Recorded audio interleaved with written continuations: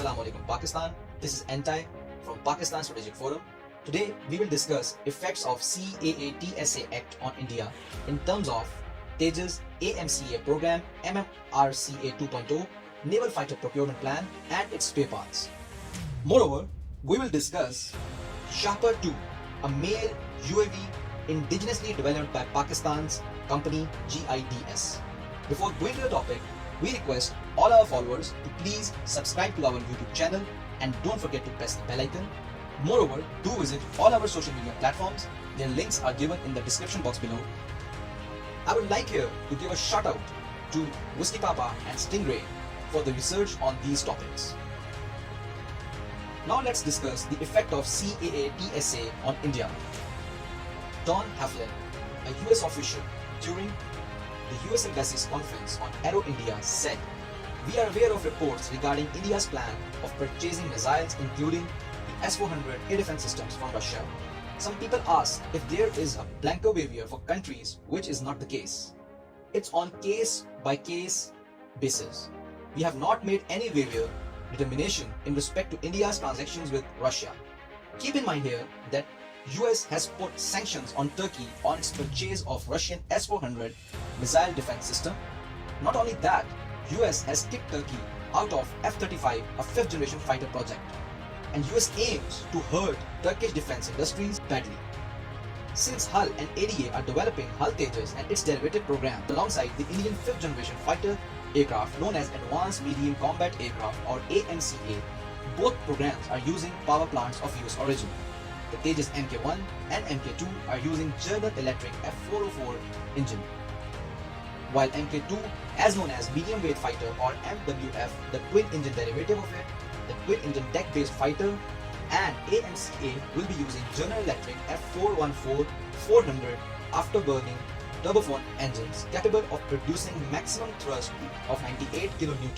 The Indian will to induct locally produced fighters may get frozen for a long period of time amid the arrival of S-400 air defense system from Russia, which became the reason for the termination of the delivery of world's most modern fifth-generation fighter aircraft, the F-35 Joint Street Fighter, to Turkey, which was ordered 100 in number.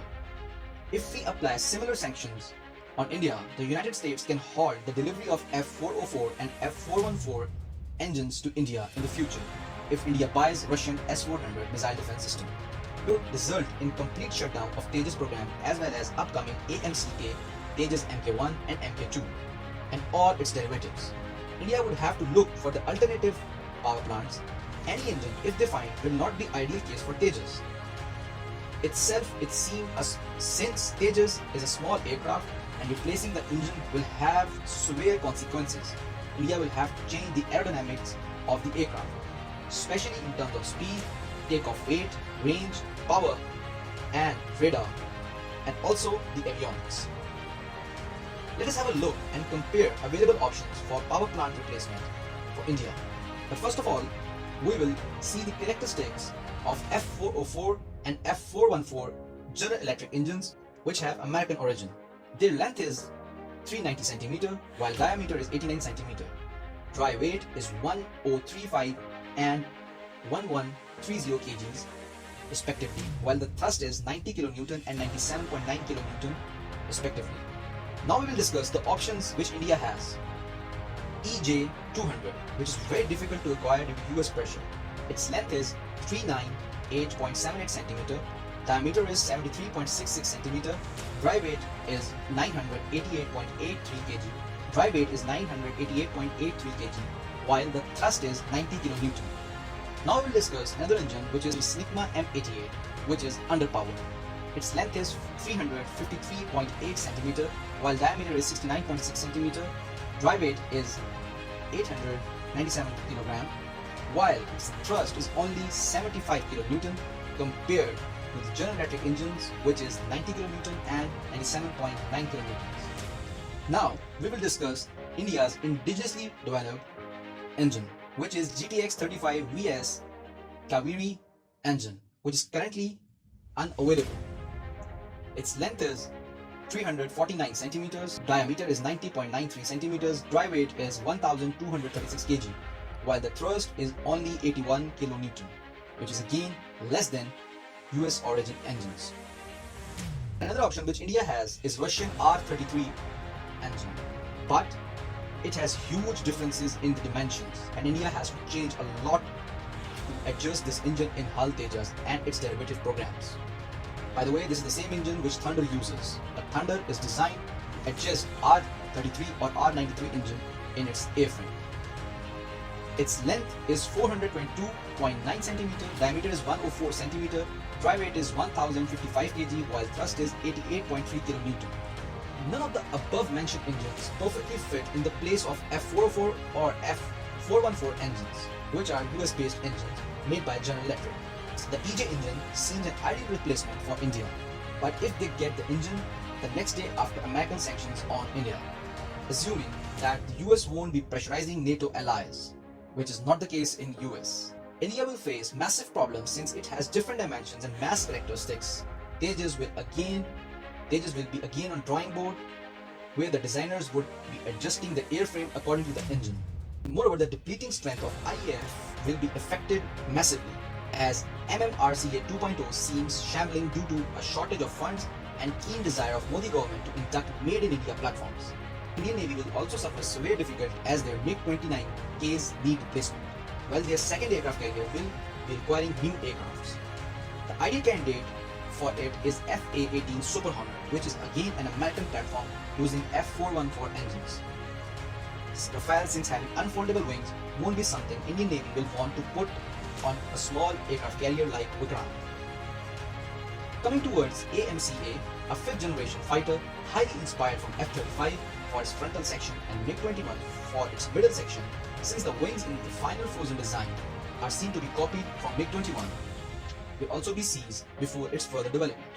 India will be left only with the options of Rafale and MiG-35 to induct and to cater its depleting squadron strength. Since IAF wants Super Sukhoi upgrade for Su-30 MKI, they won't be able to induct similar platforms like Su-35 or the MiG-35. These sanctions will also affect the availability of American platforms in service with the Indian Armed Forces, such as P-8 and Apache attack helicopters, while the missiles and other ammunition Indian forces are acquiring from US will be highly affected. We at Pakistan's Project Forum wish India best of luck for their procurement of S-400 missile defense system, since it will disturb India itself more than India's plans to disturb Pakistan. Now we will discuss the indigenously designed male UAV Shahpar-II by Pakistan's company GIDS. Pakistani company GIDS revealed model of indigenously made medium altitude long endurance or male UAV for export. GIDS Shahpar-II tactical vehicle provides SATCOM and intelligence, surveillance, reconnaissance roles with endurance of 14 plus hours and service ceiling rate of 20,000 feet.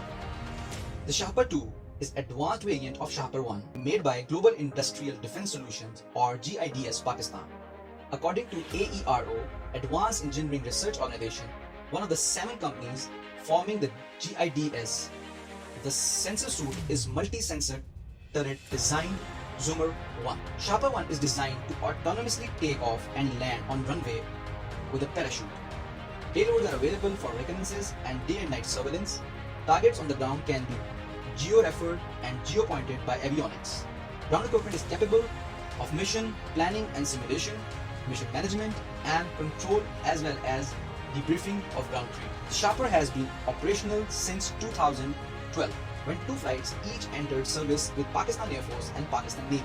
Each flight is made up of 5 aircrafts, a communication station and a ground control station. Thank you so much for watching the video. Before ending the video, we request all our followers to please subscribe to our YouTube channel and don't forget to press the bell icon. This is Entai signing off. Pakistan Zindabad.